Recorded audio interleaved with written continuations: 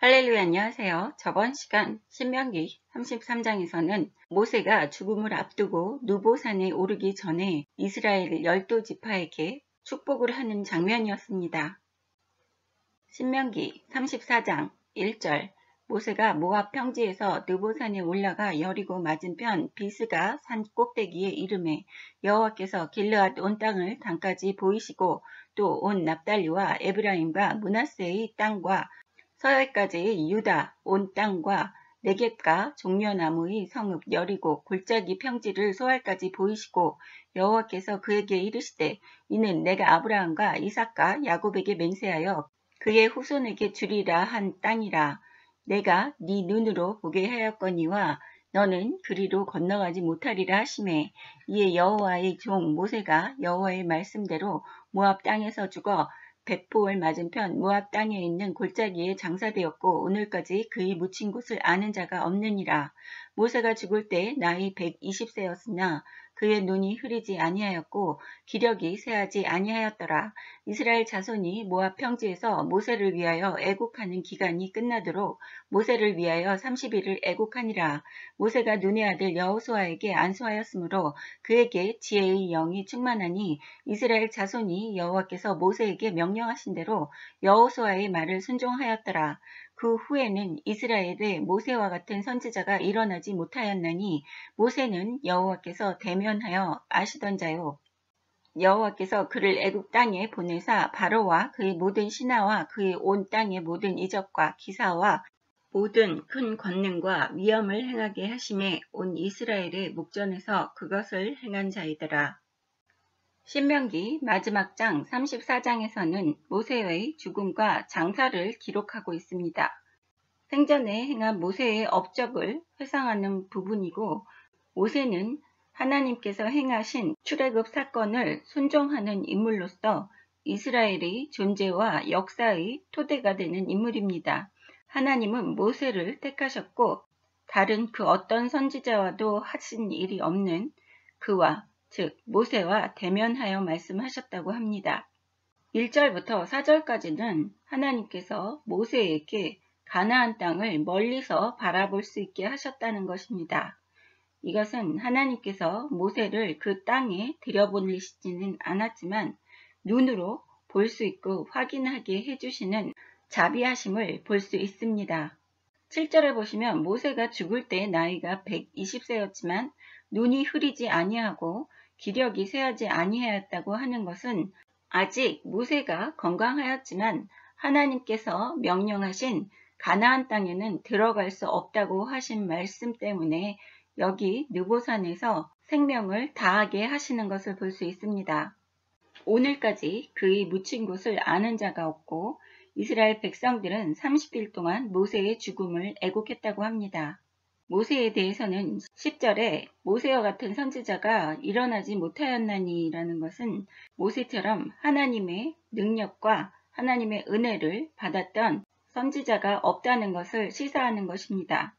유태인들은 창세기, 출애굽기, 레위기, 민수기, 신명기 이렇게 모세 오경의 책들을 5가지 합친 것을 유태인들은 토라라고 이야기를 하며 지금도 그들의 율법서로서 모든 이스라엘 백성들이 배우고 지키고 있다고 합니다. 모세 오경은 하나님의 성품을 알고 하나님이 무엇을 좋아하시고 무엇을 싫어하시는지 어떤 것이 우리가 하나님께 죄를 범하는 것인지 또 우리가 어떤 것을 해야지만 하나님께서 기뻐하시는지를 기록해 놓은 책입니다. 그렇기 때문에 예수님께서 신약에서 마태복음 5장 17절에서 내가 율법이나 선지자를 폐하러 온 줄을 생각하지 말라. 폐하러 온 것이 아니요 완전하게 하려 함이라. 진실로 너희에게 이르노니 천지가 없어지기 전에는 율법의 1.1획도 결코 없어지지 아니하고 다 이루리라 라고 이야기하셨습니다. 이렇게 사람들은 율법의 1.1획이라고 말씀하신 것을 성경의 1.1획이라고 착각을 하는 분들이 많이 있습니다. 그래서 지금 기독교인들이 율법, 모세 오경을 공부하면 마치 서기관들과 바리새인들처럼 외식하는 자들이 될까봐 공부를 안 하시는 분들이 있습니다. 그것은 서기관들과 바리새인들이 몸으로 실천하지 않는 율법만을 공부했기 때문입니다.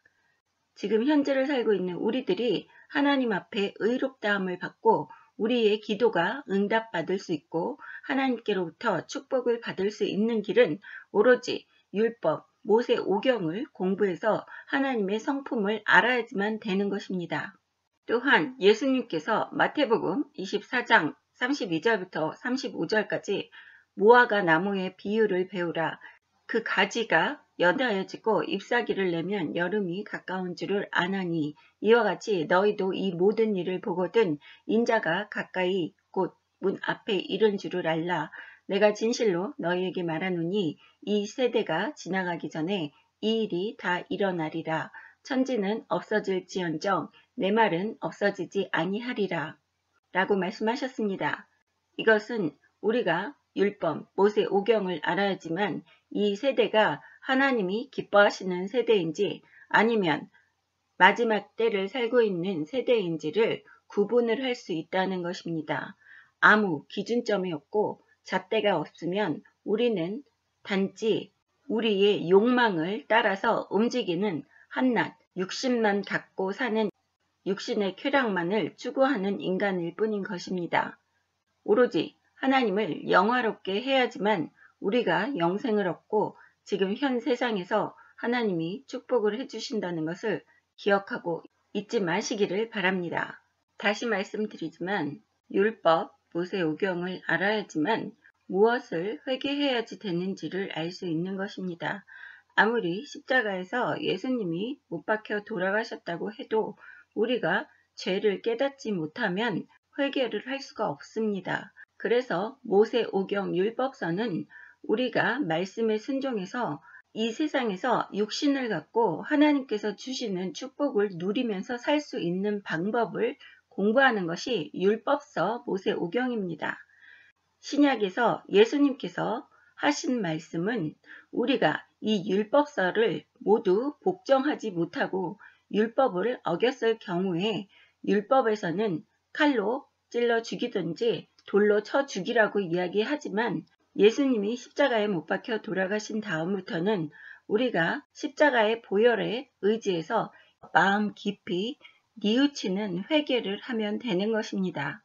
하지만 죄의 대가는 죄의 보응은 3, 4대까지라고 하나님께서 이야기하신 것을 기억하실 수 있습니다.